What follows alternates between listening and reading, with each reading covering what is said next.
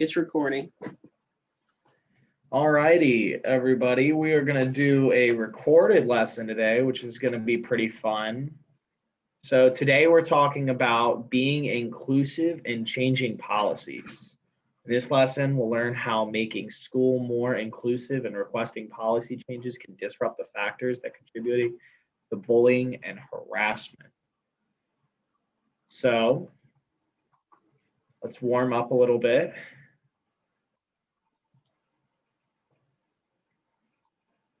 You ready for the next slide? All right, think about a time someone helped you feel included, or a time you helped someone else feel included. What did you do? How did you think it felt for everyone? Well, I can tell you about a time I felt included. I was a part of the football team, and a bunch of the soccer players asked me if I would like to go play soccer with them just for fun. That was a time I felt included, and I felt very happy to be included. That's a good point, Ian. Our last conversation with all of our classes at Mad River, and I'm sorry, good morning, everybody. Our last class, we dealt with some very heavy duty issues around how not being included or accepted can really be hurtful and harmful to us. And so today we're going to kind of come back in on that area and talk about a time when we felt included, and then how we can bring about change where maybe inclusion is not something that's taking place at the time. So Mr. Bowers, got you. All right, I think we're ready for the next slide. So we are going to define disruption strategies. These strategies can help create a more positive school culture where harassment and bullying are not tolerated. So when we talk about disruption strategies, one of them is making school more inclusive. Welcome and help students you don't know. Start an open lunch table where anyone can sit and promote kinder, more inclusive behavior whenever you can. So, for this one, when you want to make things more inclusive, sometimes, there might be things blocking your path or anything like that. And roadblocks, as I think you guys have talked about before. And sometimes you have to overcome those roadblocks where, you might always want to sit next to your best friend at lunch, but what about the one kid who sits alone all the time at lunch? You really do want to overcome those roadblocks. And you could be the person who starts those movements. That's one of the disruption strategies where we talked about you and we do have power over bullying and over their strategies. And one of the strategies over what they like to do is to not include someone. We can start a movement, and maybe you are part of the in group. And you say, well, you know what, guys, I've been thinking, it's not right how we make other people feel excluded. So once a week or twice a week or at lunchtime, I'm going to sit here and I'm going to invite some of those students who nobody else wants to talk to. And your friends, some of them might say, that's cool, and they'll join you. Others may say, that's whack and I don't want to be a part of it. But you do possess the power to make a stand and change what's considered the norm at your school. All right. So the next one is request policy change. Challenge a school or class policy you believe contributes to bullying and harassment.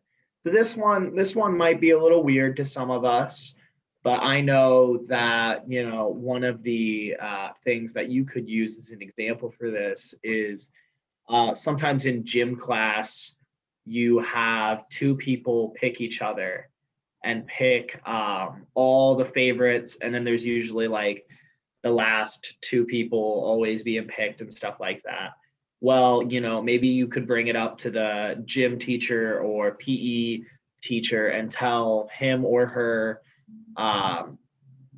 maybe we should do random teams for dodgeball instead of doing, this person picks and this person picks, because that can really be excluding someone and can lead to bullying harassment.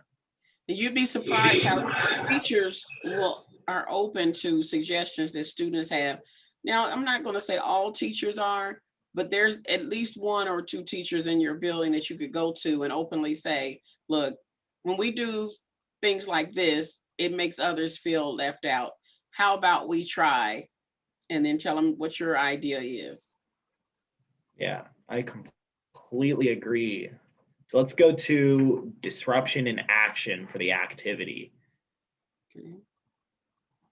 So Sadie and Samantha started a dance club at school. Sadie acts like she runs the club. She often makes mean comments about new members and ignores them and excludes them during club meetings. Samantha is frustrated and upset with how Sadie is treating people and taking over the club. So obviously, Sadie is just not being good. She is excluding people. She is saying mean things about them. And she is just trying to take over this group thing that's supposed to be for everybody. So let's look at some possible answers to what Samantha could do. So Samantha can respectfully let Sadie know she wants the club to be open to everyone. Remind Sadie that everyone is in a different place with their dance skills, so she doesn't have to be so mean with her comments. Or she could start her own inclusive club where she lets Sadie know about the club and says, as long as you're not going to make mean comments and exclude everybody, we'd like you to have in the club. Yeah.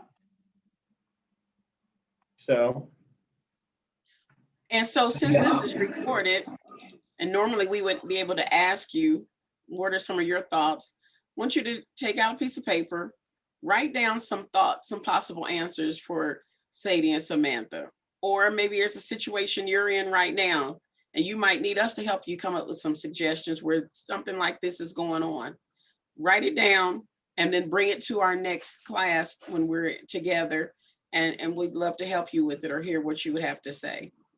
You might have an answer we'd like to share with others. Yes. All right, for the second activity, this one we're not going to do groups, but paper pen, like Miss Anissa just said. What social or environmental factors might be contributing to bullying and harassment, and which disruption strategy could the students use and how? Look around what's going on in your school and possibly come up with different social or environmental factors that contribute, like the PE picking of different teams and such, and then write down your answers for those twos. And while I'm looking here, Mr. Bauer, we can send the handout to them through Ms. Clements, and they could do the activity either with somebody at their house, or they could do it with a friend over the phone or something. We just can't do it on the computer. So we'll send the handout to this, and you can see some of those scenarios. All right. I'm down. Let's do that. That sounds like fun. All right. All right.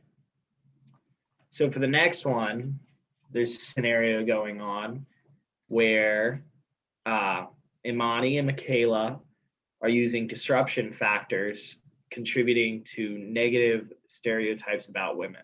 So how could they use certain disruption factors I'm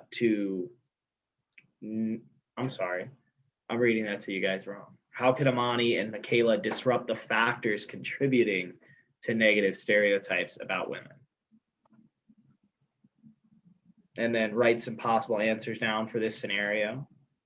And some of the possible answers for this could be the attitude that it's just a joke, where people just go along with it. I know we talked about social factors and how people just think it's a normal part of life. And then people believe these are stereotypes that are true. Therefore, it's okay, which is not okay, because any assumption of something about any kind of stereotype is just not okay.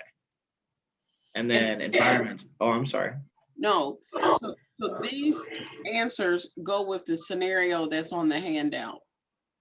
So they would be reading the handout. This part doesn't give the scenario. It just says, how could Imani and Michaela disrupt the factors? Well, the handout is going to tell you the whole scenario. So it'll make more sense when you see it. All right. Same thing Well, here. you'll see that in that one too. So we'll wrap up this one and just list 2 social factors and 1 environmental factor that you feel contribute to bullying and harassment at your school. And then, you can bring that up to us when we see you next. And you can also go ahead and email those or put those responses back to Ms. Clements and she'll share them with us. List 2 social factors and 1 environmental factor that you feel contributed to bullying and harassment at Mad River Middle. All right. And now we're going to go to the next lesson.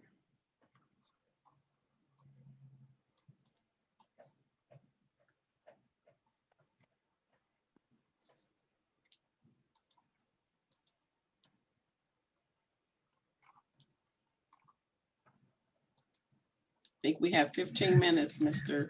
Bauer. All right, 15 minutes. Well, let's see if we can get some more information in. Okay.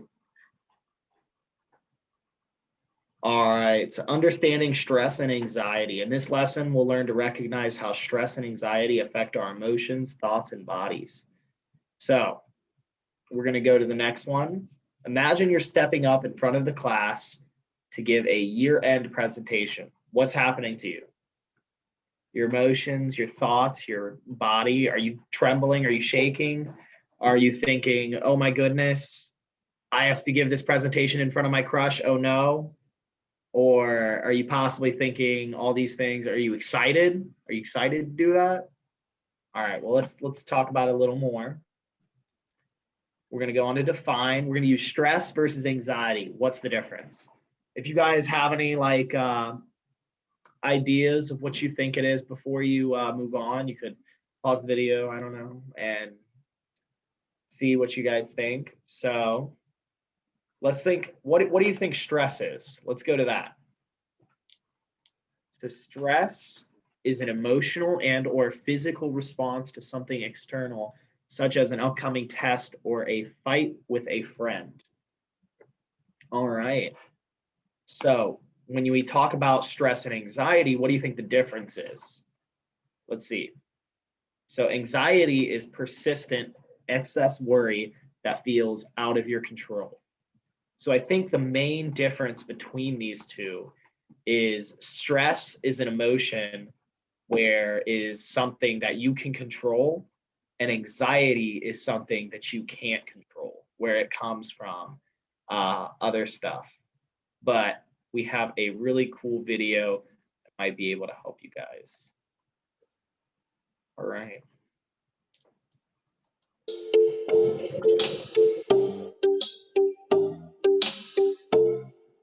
If something like really stressful is happening, I do this to my hands and stuff, because like it helps me like calm down a little and like be more in the present. But yes, I do get headaches at the end of the day. I feel very upset. Like I don't really want to be around people. I kind of just want to be by myself. Physically, I usually get headaches. I start to get cramps. My body gets really sore when I have stress or anxiety. I usually sleep a lot. I feel physically tired all the time, and everything that I do kind of just causes fatigue, and I just wear down. It feels like I've got a heavy backpack on. I don't know if that makes sense, but it feels like I'm carrying it around everywhere. Even if it's like stress at home, I like carry it onto school. I have these words in the back of my head saying, I'm not good enough, you need to try harder, do it again, keep doing until you get it right, just don't stop. And when you've been doing something like that for like hours, like say you have a test, you cannot get these questions right, and you're just continuously doing them, it gets really stressful, and then you keep thinking not nice things in your head. When I deal with stress, I'm normally kind of sad and scared, and I can't really come to words on how I mentally feel, but I feel kind of unsituated and unorganized. My brain's just all over the place, not knowing what to do. When I feel that stress physically, I get a stomach ache, and sometimes I get headaches. Mentally, I just start to think of, my mind is always racing. Like I'm just always thinking about something. And I usually get a little over dramatic with the situation. Like I take it further than it really is. So emotionally, certain things, like it could be nothing and I'm just crying and just feeling bad and like I just don't know what to do.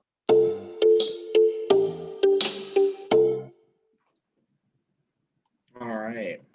So let's talk about the video. In what ways did these students respond to stress? I know that one of the students said that she likes to, just play with her hand, and that's how way she responds to stress. It helps her deal with it. And are any of them similar to the way you respond to stress? Do any of you respond to stress by, maybe tapping the desk or something like that? Write those down, really think about those. So we'll go on to our activity. So how might these situations affect your emotions, thoughts, and body? And really think about those. If you maybe write this down, 4 different things. How does a big test make you feel? How does it what do you think about? And how does it make your body feel? Do you get like chills? Do you start shaking? Starting high school, having a conflict with a good friend, and a family member being ill. All right, and then we'll go to wrap this up. And how do you know when you're stressed? And what clues do you get from your emotions, thoughts, and bodies? So I know for me personally, when I get stressed, I know I'm stressed because I have a headache. I get a big headache when I get stressed. And I know that I'm stressed because it's hard for me to focus on something. And I find myself going from one task to another task to another task. That's one way I know when I'm stressed. And sometimes my stomach feels a little strange. All right. So we are going to try to go to the next lesson. Where does stress come from?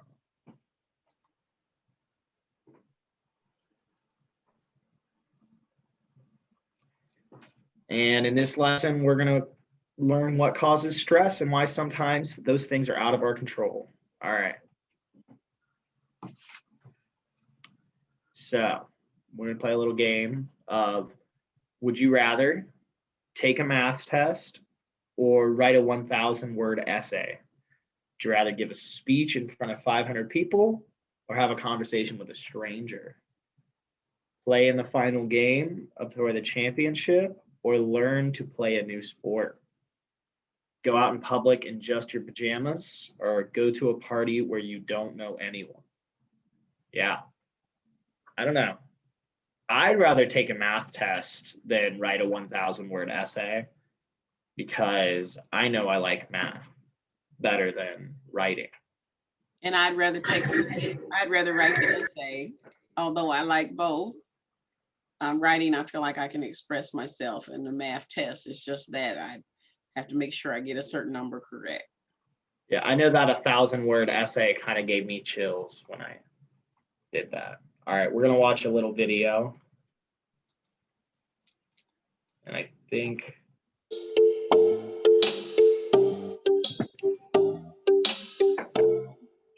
At home is chores. Chores makes me stressed. Like after leaving a really long day of school and just coming home with the dishes filled in the sink, that really makes me stressful because I'm like, how am I gonna do my homework as an 8th grader, we got pretty much a lot of homework. There's a lot of that pressure to do as best you can on homework all the time. And when you're anxious or down, it is so hard to do that. This one time I had basketball trial. I was like, I was real nervous and my body was like shaking. And because I was thinking about how I was going to do bad instead of how I was going to do good. And it just made me real nervous and stressful. Some friends I can't see all the time because of quarantine. I just get very anxious to see how they've been doing because I do care about them and I want them to stay safe and I can't really talk to them. When we have virtual classes, it's kind of harder for me to grasp what's happening because I'm more of a visual learner, like board and paper. I get anxiety from that because I feel like every time we start and we get a homework assignment, a quiz, test, I'm going to fail it. Small things even, like my mom telling me to finish a chore when I have a lot on my plate. 2 years ago in summer, I had lost a friend. So like after that, I was just like really to myself and I didn't know how to express everything. So holding all that in caused stress, anxiety. I was really anxious. If there's a friend or something, I feel like I've upset them, my brain goes nuts. When my dad has a bad day at work and he's not in a very good mood, it stresses me out just because he doesn't really like to socialize if he's had a bad day at work. I'm an only child, which is a lot of pressure on my back because I want to make sure I'm always doing good for my family. So in school, I always make sure I do well on tests because I think about the future. I think about college. I think about what I want to be when I grow up, all those different things. At home, stress is just like trying to please my parents. And I think it's like that at school. I just try to please everyone. I kind of put up a facade that I'm okay and I can do this and this at the same time. I can do all this. I can work hard.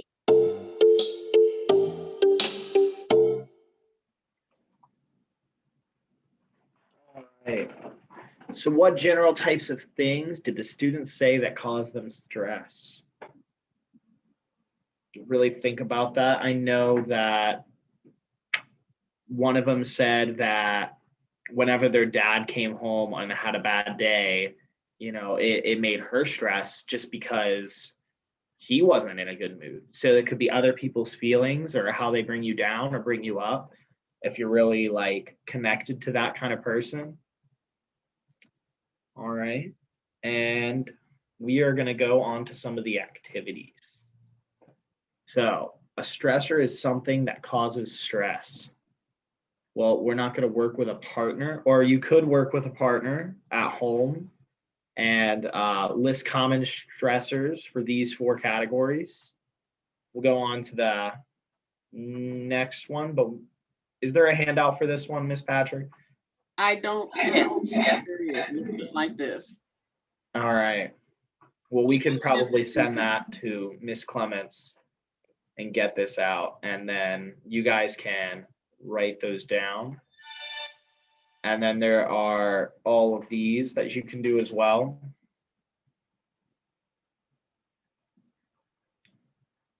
And we'll go to what can I control on the next one.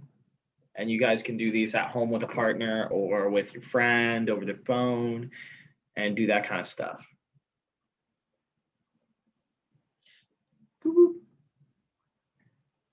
Although sometimes you can't control these situations, what are some things you can control if they happen? So situations you can't control would be family illnesses, mean posts, climate, which is, you know, the weather and stuff, divorce between parents. You know, those are just some of those things you can't control. But if we go up to the examples of things you can control, one of them would be you can manage your thoughts and feelings. You can get support for yourself. You can take care of someone who's sick. Sometimes you can. You can ignore the mean posts. You can think of the, you know, brighter things to do since the weather outside isn't exactly what you'd like it to be.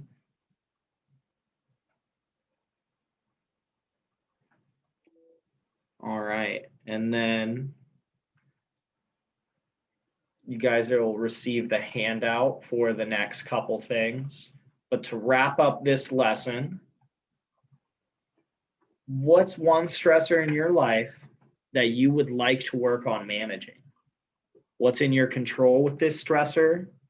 What's out of your control with this stressor? So let's say for me, I know a stressor for me is having a clean bathroom. So what's in control for my situation is I have time to clean the bathroom and I know I can get it done.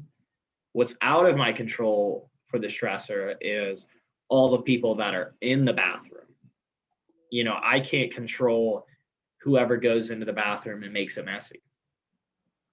But yeah, that's stuff you got to think about. What's one stressor in your life that you would like to work on managing? And I think that's all the time we've got for today, if I'm correct. Yes, you are correct. All right. Well, this was fun. New interesting recording message. You guys have a wonderful rest of your day. Listen to Miss Clement. She's awesome. All right. We'll see you soon. We'll tie it all together. Bye-bye.